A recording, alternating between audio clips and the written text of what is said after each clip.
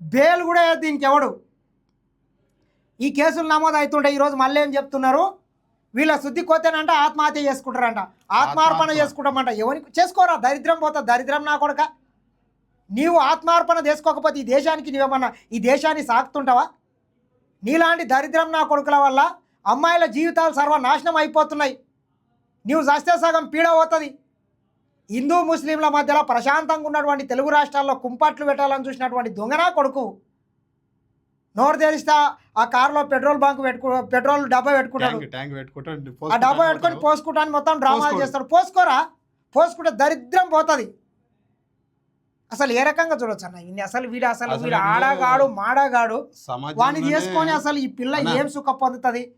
వాడే మందిని బ్లాక్మెయిల్ చేసుకుంటా, వాడే మందిని బెదిరించుకుంటా వాని పొద్దు ఎలా గడుపుకుంటున్నాడు. ఇన్ని సమాజంలో చూసినట్టయితే వీడు ఆత్మార్పణ చేసుకున్నాడు కదా.